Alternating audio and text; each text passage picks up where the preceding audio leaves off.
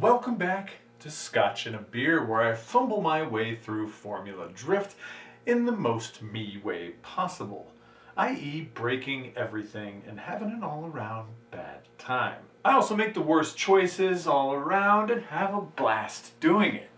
And for those of you that are new here, this is a series where I regale tales of old, starting from my first ride along in drifting to up to now, which is part 2 of my Formula D Texas 2014 adventure.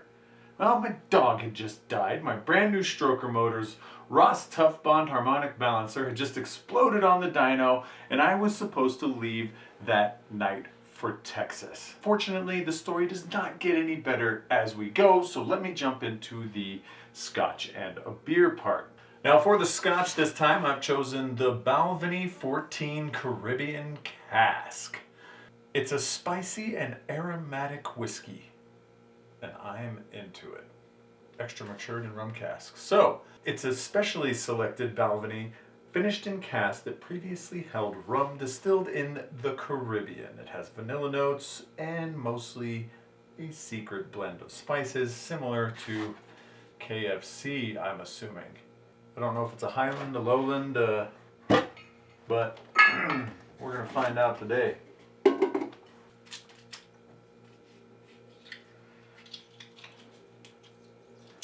Now, this particular Scotch was given to me at No Coast Drift Party 14 by Alan Aiken, so thank you guys from that family. They're having a kid right now, so congrats on that as well. For the 14th iteration of the No Coast Drift Party, they gave me a 14-year-old Scotch. This is a 14-year single malt. Give it a sniff.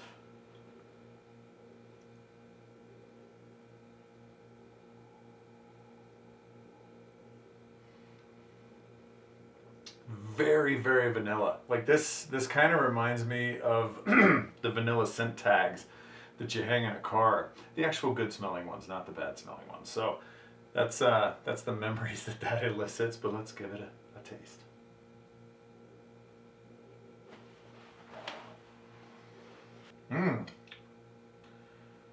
That is absolutely delicious.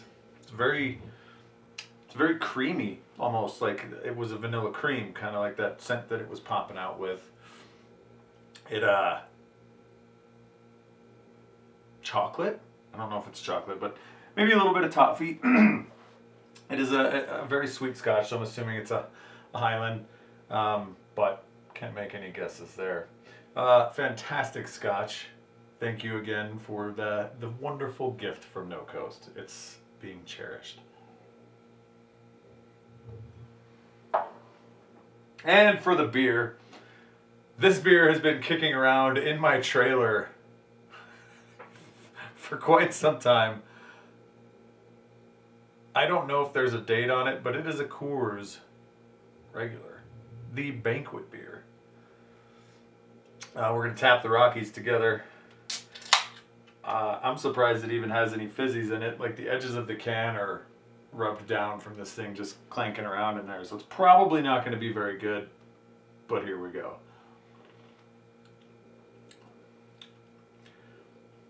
Yep, that tastes like a really old Coors.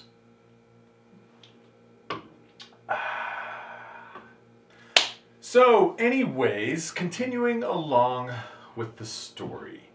Scotty, Alex from NM Imports, Tommy, and my buddy Jeff rallied behind getting the car going, and because of their help, we fired the car back up and rushed to get it in the trailer to leave for FD Texas. It's now 3:30 o'clock in the morning, and we hit the road to Texas Motor Speedway. We get there a quick 10 hours later and immediately get to the track, unload, and head to practice, which I desperately needed. It was a new power plant, and I was anxious to try out the newfound power with the stroker motor. Now, the 2014 Texas layout was one of the fastest entries on the entire FD Tour. I watched a couple of runs to get the lay of the land, and Daigo Saito was hitting close to 107 miles an hour, while most of the other drivers out there were in the low to mid 90s. To say that entry was fast was an understatement, and it was into a very mellow left-hander into a right-hander into a big sweeping hairpin. Jesse Wood was back, and it felt like being home, being in his arms again. And we filmed a bit of stuff, and I suited up to go out for practice with the brand new motor setup. I'm sitting in line watching dudes absolutely blast down the front straight and realized how much of a knife I had brought to this gunfight. Little did I know that wouldn't matter at all. I got in the follow lane, gave the lead driver some room, and blasted off. The car was much faster than it was before, but the response and the low-end torque was mind-blowing compared to what it was before. I could definitely feel where the stroker motor had its advantages. There was virtually no turbo lag as I shifted into third, then clicked into fourth down the straightaway and entered into that left-hander faster than any entry I'd ever done in my life up to that point. The car was feeling good. Oh, and I might add, I took all of the PBM stuff off of the car previous to this and just had stock lower S14 control arms and some Voodoo tension rods, and the car was feeling like a 240SX again. Now with the front end finally feeling like it could actually drift the car for once, the power was fantastic and I was giggling inside the car like a schoolgirl. It was enough power to actually link the course. The car wasn't breaking up or misfiring. It sounded amazing. It just ripped. And I made smoke for literally the first time in Formula D. To say I was excited underneath everything was kind of an understatement. And luckily, most of the photographers knew to get any chance they could to get any shots of me, they'd have to do it with my first laps because I was probably going to break it. God damn it, they were right. I think I got onto the radio with Jesse at that point about how sick and amazing the car was, and he was like, hell yeah, dude. You just did a full lap with tire smoke for the first time. And I was like, bonus! I was stoked that an actual run that was worth something in Formula D for the first time just a few rounds in. No big deal. Again, I'm not very good at this.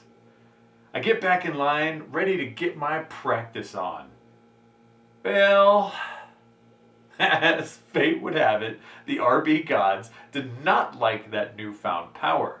When it was my turn to go, I did my burnouts, got up to the line, dumped the clutch, and took off for run 2 of my stroker motor's life. I made it about 10 whole feet off the line, and the car shut off, like dead. I get towed back to the pits yet again, and I don't have a mechanic again this round, so it's just Jay Wood and I. And we get on the horn to Scottie over at Motiva and ask, hey man, what are you doing tonight? I think we may have a pretty major problem, and I'll probably need to fly you out here to help fix it.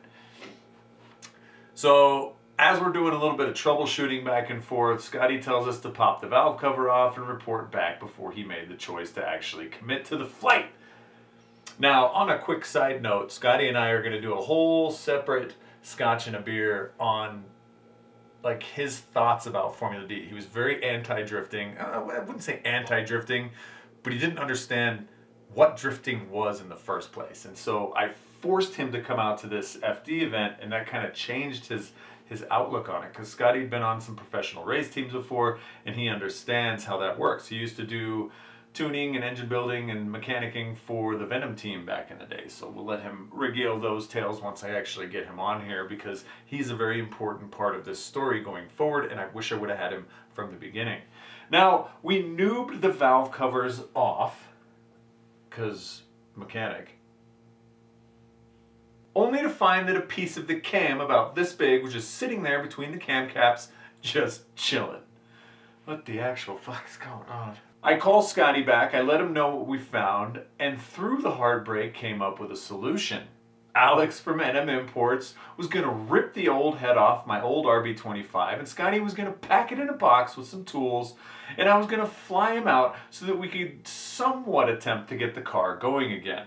$650 later, for a last-minute plane flight, we started prepping everything for Scottie when he arrived so he could get to it right away. At 9-ish p.m., I set off in the truck with Jesse to go pick him up and immediately went to the wrong goddamn airport.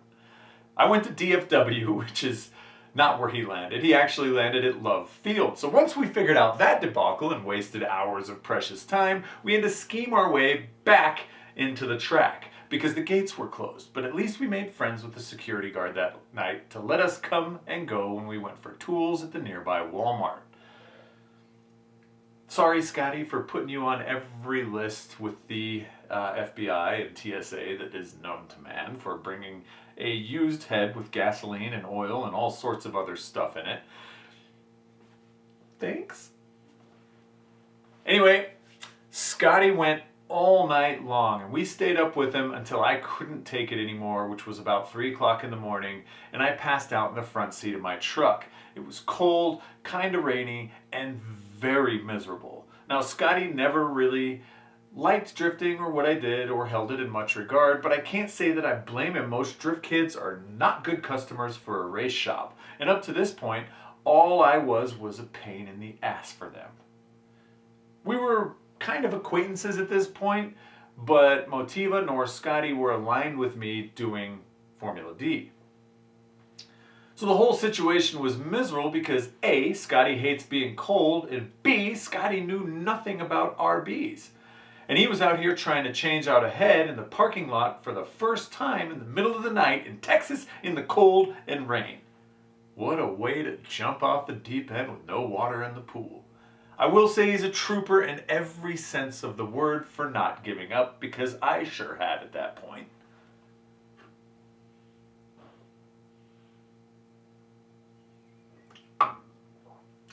But that's the thing about Scotty. He didn't have that quit in him. Not 1 ounce of quit. I think during that season up to that point, I'd wanted to quit doing FD pretty much every single round I went to, except for Long Beach when I was still bright-eyed and bushy-tailed. Anyway, should have listened to myself. Now, I believe the driver's meeting was around 9 a.m. and practice was at 10. I woke up from my truck nap, put my driver's chute on, wished Scotty and Jesse luck, and headed out to the driver's meeting. Now, in the driver's meeting, it's always kind of funny. And they stopped allowing media into the driver's meetings in 2013. So I think Larry and maybe one other dude were the only people that were media allowed in there. Otherwise, it's just the driver and just their spotter or manager or crew chief or whoever they want to go with them. You only get one other person to go in there. But for me, it was just me because the whole rest of my team was working on my stupid car. But the driver's meetings are really funny because a lot of the guys will ask the most ridiculous questions. And if you've ever been to a local event, nobody ever wants to ask questions. Like, everybody just wants to drive. But then, like, you'll be sitting in this driver's meeting and they'll explain the course and they'll explain the clipping points and the zones. And most of these guys have driven these tracks repeatedly. And then you'll get somebody that'll raise their hand, and I'm not going to name any names here, but it was always pretty funny. And he'd be like, well, what if a bird flies in front of your window? And you're like, okay. And then some stuff would go along, and then raise his hand again. Well, what if there's smoke and then the sun reflects through, and then we need to put taller flags up so that we can see through the smoke. And you're just sitting there laughing. Especially running off of a lack of sleep. But it was definitely one guy, and he did it almost every driver's meeting to the point where he would raise his hand and they would just ignore him. Anyway, coming back from the driver's meeting, I'm rolling out to the pits, and I hear the RB start up for the first time. They did it. Against all odds, in the worst conditions, and at the first time they'd ever done it, they did it. Scotty did a quick bleed, refuel, and off I went for the very last lap of practice. Keep in mind that the 2.8 liter stroker motor was now squeezing all of that power through a basically stock head with no cams, the same tune, same amount of boost, and everything, but without the fully built head.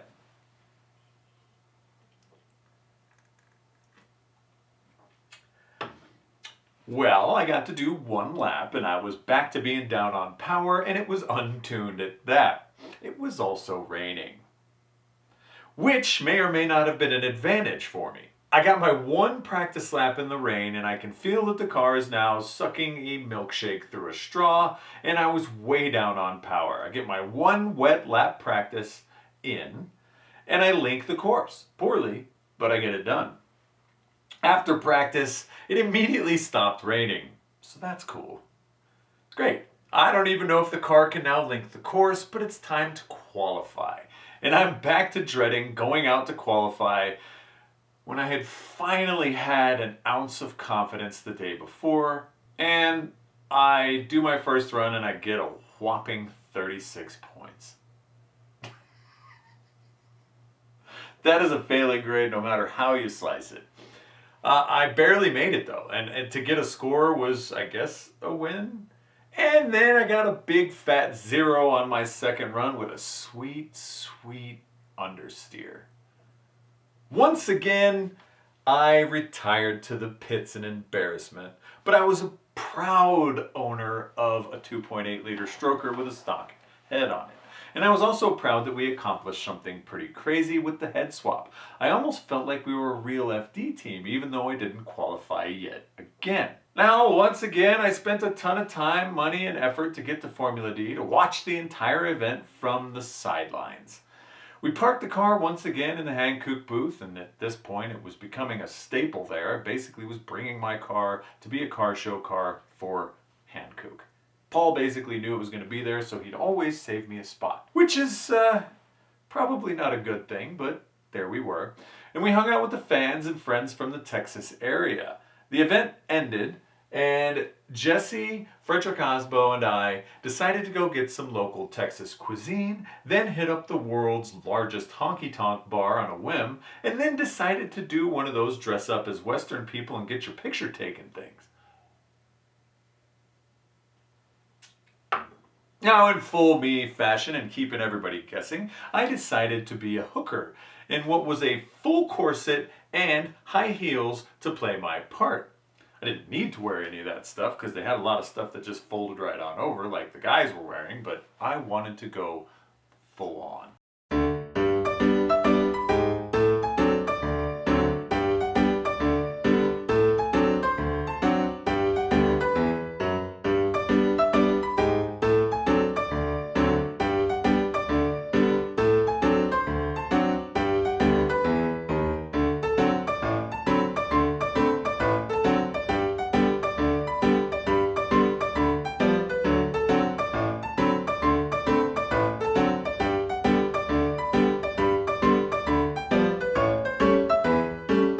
We did. And it was a glorious picture and very, very good memories. Again, the stuff after FD and before FD, fantastic. The FD itself, horrible for me. After that, we packed up and headed back home to the 505 in Albuquerque. Dejected once again with only one round left in the 2014 season, that being Irwindale, I didn't know what to do. And that is where I'm going to end this story. Stay tuned for the next installation where I finish off my 2014 rookie season of Formula D by breaking my brand new dog box immediately. Anyway, I'll catch you on the flip side. Peace.